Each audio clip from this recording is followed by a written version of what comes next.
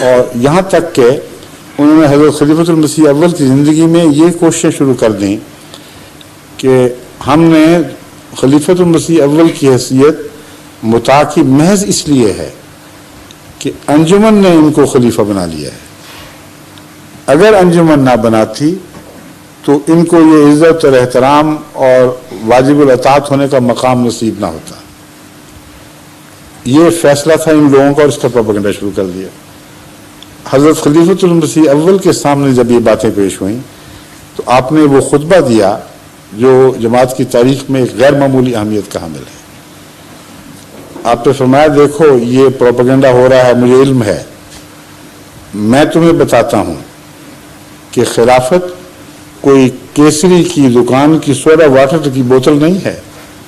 جو خریدو اور استعمال کرو۔ مجھے خدا نے خلیفہ بنایا ہے، جس طرح اس نے مجھ سے پہلے خلفاء بنائے،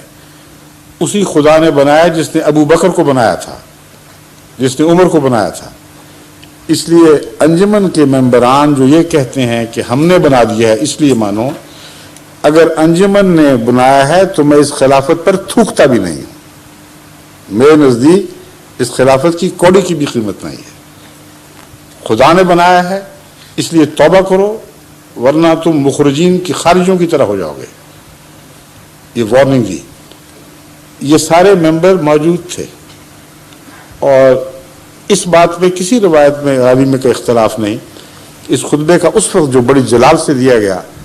ایسا اثر ہوا کہ مسجد میں یوں لگتا تھا جیسے بکریاں ذبح ہو رہی ہوں، اور واویلا پڑ گیا اور شور پڑ گیا آہو بکا کا، اور یہ سب معافیاں مانگنے میں پیش تھے، اور انہوں نے کہا کہ یا حضرت ہمیں معاف کرے، جو بھی ہوا ہماری طرف سے، جس کی طرف سے بھی ہوا ہمیں بخش دے، ہم آئندہ سے ہماری توبہ۔ ایک طرف توبہ کی، دوسری طرف پھر وہی خطرہ درپیش، اور توبہ سے پھر اس طرح سے کہ، اور یہ ایک قطعی ثبوت ریکارڈ پہ موجود ہے کہ رفتہ رفتہ حضرت خلیفۃ المسیح اول کے فیصلوں کو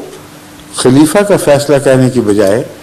کہنے لگے کہ یہ صدر انجمن احمدیہ کا فیصلہ ہے،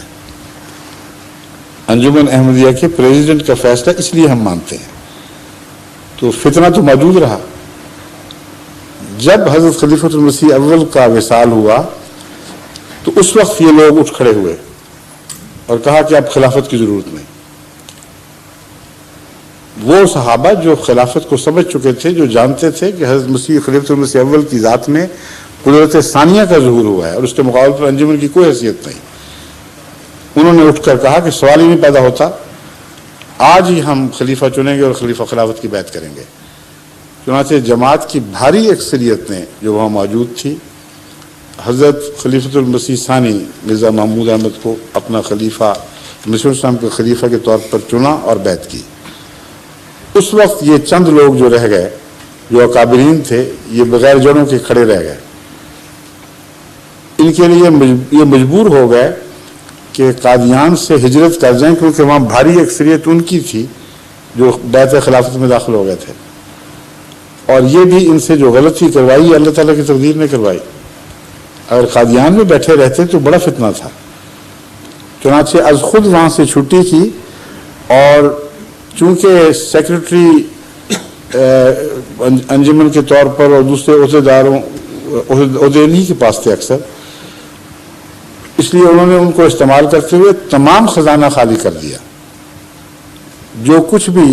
تھا سوائے 6 آنے رہ گئے تھے اس خزانے میں، اور واپس جا کے بڑی تعلی سے اپنے اخبار پیغام صلح جو بعد میں نکلا ہے اس میں اس کے حوالے سے ذکر چھپا ہوا موجود ہے کہ اب دیکھیں گے یہ اپنی خلافت کیسے چلاتا ہے۔ خزانے میں 6 آنے رہ گئے ہیں باقی صرف۔ اور پھر یہ دعویٰ کیا کہ جماعت کی بیرونی اکثریت بھی ہمارے ساتھ ہے، قادیان میں جو حاضر تھے ان کو چھوڑو، یہ وہی فتنہ ہے جو خارجیوں کا فتنہ تھا۔ دراصل یہ کہا گیا تھا کہ حضرت ابو بکر یا حضرت عمر وغیرہ کی جو خلافت کا فیصلہ ہوا ہے مدینے میں حاضر لوگوں نے کیا ہے، عالم اسلام کا اکٹھا ہوا تھا، اس کو عالم اسلام کا فیصلہ کرا دینا درست ہی نہیں، اور آج تک یہی مبحث چلا آ رہا ہے اسلام میں۔ تو بین ہی وہی رخ اختیار کیا گیا اور کہا گیا کہ یہ فیصلہ موجود آدمیوں کا تھا لیکن ساری بیرونی اکثریت ہمارے ساتھ ہے، اور کچھ ایسے اکابرین تھے جو انجمن سے متاثر تھے، جن کو قادیان میں رہ کر لمبی تربیت کی توفیق نہیں ملی، اور قانونی جو عبارت پڑھتے تھے تو یہی ان پر تاثر ہوتا تھا کہ حضرت مسیح موعود علیہ السلام نے گویا انجمن ہی کو جانشین بنایا ہے۔ اس لیے ایک بڑی تعداد دھوکہ کھا کر ان لوگوں کے ساتھ چل گئی، اور انہوں نے یہ اعلان بھی کرنا شروع کیا کہ اکثریت بھی ہمارے ساتھ ہے۔ حضرت خلیفۃ المسیح ثانی نے فرمایا کہ دیکھو، خدا میرے ساتھ ہے، خدا نے مجھے خلیفہ منتخب کروایا ہے، نہ تمہارے خزانے کسی کام آئیں گے، نہ تمہاری اکثریت رہے گی۔ اب دیکھ لینا کہ آگے آگے کیا ہوتا ہے، الہی تائید کس کے ساتھ ہے۔ چنانچہ آج وہ عالم ہے کہ شاذ کے طور پر دنیا میں بعض ممالک ہیں جہاں لاہوریت کا کوئی وجود دکھائی دیتا ہے، باقاعدہ منظم، اور اکثر جگہ سے یا مٹ چکی ہے یا کالعدم ہو گئی ہے۔ اور 74 کے فیصلہ کے بعد جو کچھ پاکستان میں رہتے تھے ان میں سے بہت سے ایسے تھے جنہوں نے توبہ کی اور واپس سواد اعظم کی طرف لوٹ گئے، بلکہ خود اپنی مسجدیں پیش کر دی ان ظالموں کو جنہوں نے زبردستی مسجدوں پہ قبضے شروع کیے ہوئے تھے۔ تو یہ تقدیر الہی جو ایک طرف ہے، یہی تقدیر تھی جو بعد میں بہت سے اکابرین کو جو ان کے ساتھ شامل ہوئے تھے واپس لے آئی۔ چنانچہ غلام حسن خان صاحب جو حضرت صاحبزادہ مرزا بشیر احمد صاحب کے خسر تھے اور پٹھان تھے، خاص طور پر صوبہ سرحد پر پیغامیوں کا بہت اثر ہوا تھا، کیونکہ اکثر پٹھان ایسے تھے جو اس وقت صاحبزادہ لطیف شہید صاحب یا دوسروں کے اثر کے تابع احمدی تو ہو گئے تھے، مگر قادیاں آنے کے بعد تربیت کا موقع نہیں ملا تھا، اور ان لوگوں سے بڑے مروب تھے، صاحب علم لوگ تھے، ریویو کے ایڈیٹر اور بڑی بڑی عہدوں پر فائز تھے۔ تو اکثر پٹھان صوبہ سرحد کے ان لوگوں سے جا ملے، اور اس میں سب سے زیادہ جو جماعت کو نقصان پہنچا ہے وہ غلام حسن خان صاحب مرحوم کی شخصیت اور ان کے روب داب اور ان کی بزرگی کی وجہ سے ہوا۔ ان کا خاندان بڑا معزز تھا، کافی اثر والا تھا۔ جب انہوں نے باوجود اس کے کہ حضرت مسیح علیہ السلام کے داماد تھے، یعنی بیٹے کے داماد تھے، حضرت میاں بشیر احمد صاحب کے خسر تھے، حضرت مسیح علیہ السلام کا بیٹا آپ کا داماد تھا، حضرت میاں بشیر احمد صاحب کے یہ خسر تھے۔ اس قریبی رشتے کے باوجود جب انہوں نے بیعت نہیں کی تو یہ بہت سے بیرونی آدمیوں کے لیے سخت ٹھوکر کا موجب بنا۔ انہیں کو کوئی بات ہے، اس لیے انہی کے ساتھ رہے، اور آخری عمر میں آ کے، اور دلیل نہیں مانتے تھے، بڑی سخت بحث کیا کرتے تھے، یہ دیکھو قانون، یہ تحریر، اس کے بعد میں کسی بحث میں نہیں پڑھوں گا۔ آخری عمر میں قادیان آئے، میں نے خود ان کو دیکھا ہے، اور حضرت میاں بشیر احمد صاحب گھر ٹھہرے اور ایک دن کہا کہ میری بیعت کروا دو۔ حضرت میاں بشیر احمد صاحب نے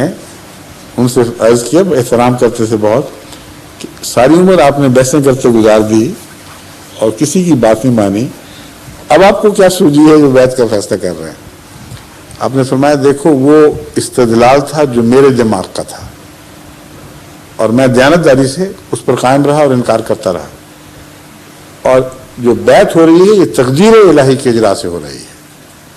جب میں نے دیکھا کہ خدا ان کے ساتھ کھڑا ہے اور ان کے ساتھ نہیں ہے، تو مذہب تو خدا کی خاطر ہوتا ہے، میں نے فیصلہ کیا، میری سب دلیلیں ایک طرف اور خدا کا فیصلہ ایک طرف، چنانچہ میں نے بیعت کا فیصلہ کر لیا ہے۔ یہ ٹھیک ہے کہ اقلیتیں